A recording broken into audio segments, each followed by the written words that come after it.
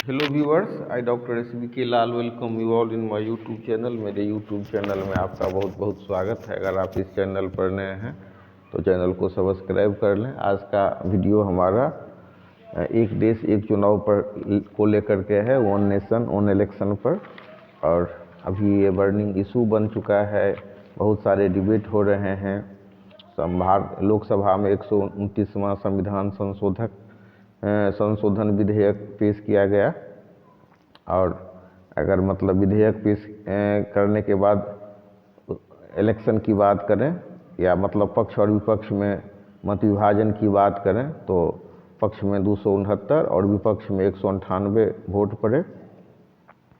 जो सत्ता पक्ष के लोग हैं वो कह रहे हैं कि ये बहुत अच्छा है। देश में अगर मतलब वन नेशन वन इलेक्शन होगा तो समय के और धन की बचत होगी, विकास होगा। और वहीं जो विपक्षी दल हैं वो उसको तानाशाही और संघवाद की जो भावना है भारत में उसके लिए खिलाफ बता रहे हैं, लोकतंत्र के खिलाफ बता रहे हैं और संघीय ढांचा के खिलाफ भी बता रहे हैं। तो लोकसभा और विधानसभा में चुनाव एक साथ कराने के लिए ये ज़रूरी है कि मतलब वन नेशन वन इलेक्शन हो।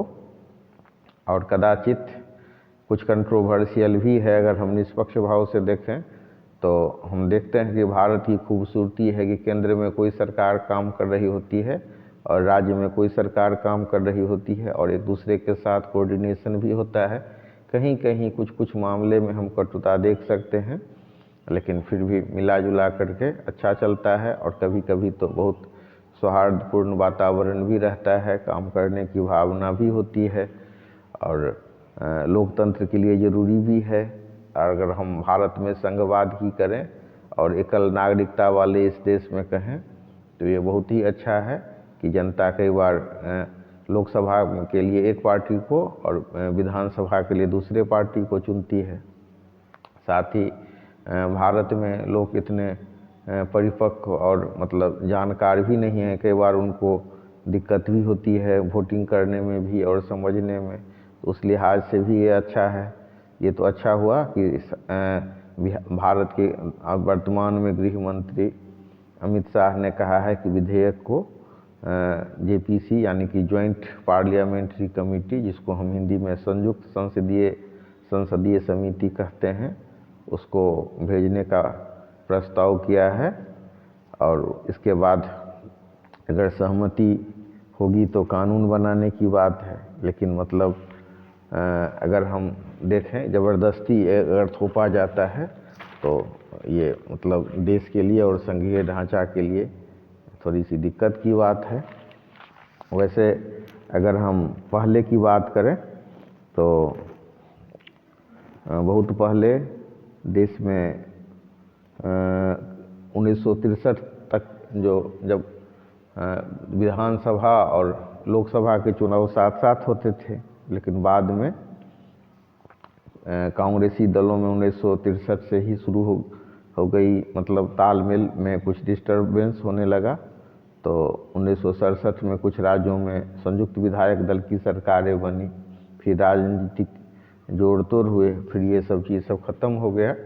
और अभी भी की जो परिस्थिति है उसमें ये बहुत प्रासंगिक नहीं हो रहा है कि अब कोई सरकार 5 साल के लिए है, कोई किसी राज्य में कभी विधानसभा चुनाव होना है, किसी में कहीं, तो एक साथ अगर हम चुनाव थोप दें तो ये व्यवहारिक नहीं दिख रहा है और लोकतंत्र के अनुकूल भी नहीं।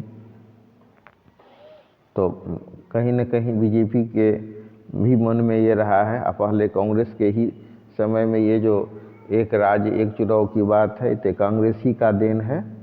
और मतलब इसके लिए बहुत दिन तक रहा भारत में।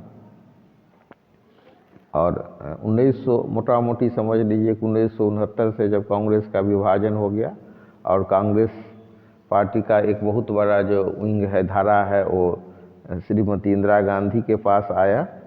और फिर उस अलग अलग पार्टी सब का राजनीतिक शोर शुरू हुआ। उसके बाद से ये एक देश एक चुनाव का मामला ख़त्म हो गया।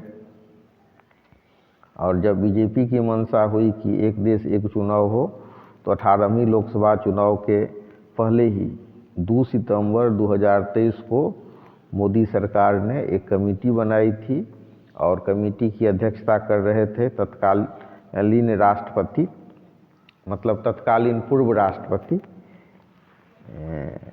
रामनाथ कोविंद। तो पूर्व राष्ट्रपति रामनाथ कोविंद की अध्यक्षता में एक उच्च स्तरीय कमेटी गठित की गई और उसको अपना रिपोर्ट देना था। और ये जो उच्च स्तरीय कमेटी थी उसने 15 मार्च 2024 को 18,624 पृष्ठों में अपनी विस्तृत रिपोर्ट राष्ट्रपति द्रौपदी मुर्मू को सौंपी और 18 सितंबर को कैबिनेट ने इसे मंजूर कर लिया। और स्वतंत्रता दिवस के अवसर पर मोदी ने इसकी घोषणा की। संबोधन में कहा कि मतलब गृह मंत्री अमित शाह का भी इसमें था, उनके टिप्पणी से भी लग रहा था कि भाजपा तैयारी कर रही है वन नेशन वन इलेक्शन का। लेकिन बहुत बड़ा भूचाल आ गया कि हमारे यहाँ तो हर एक राज्य में एक ही साथ विधानसभा के भी चुनाव नहीं होते हैं।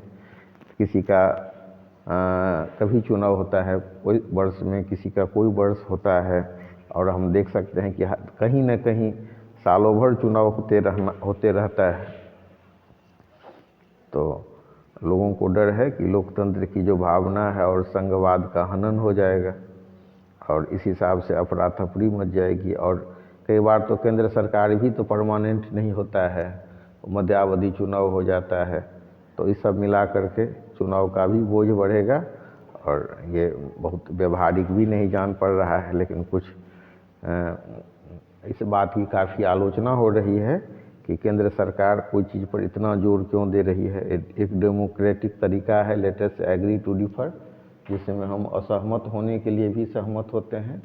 तो सरकार को सारे बातों को ध्यान में रख करके फैसला करना चाहिए ताकि कोई विसंगति नहीं बचे और कोई इस पर उंगली नहीं उठाए जा सके।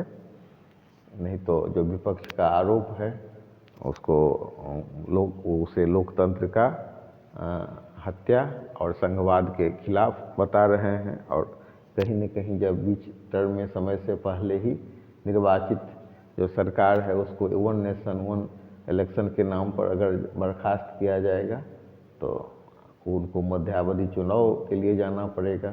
और कहीं न कहीं ये ऐसा प्रतीत होता है। तो बहुत सावधानी की आवश्यकता है। वीडियो देखने के लिए बहुत बहुत धन्यवाद।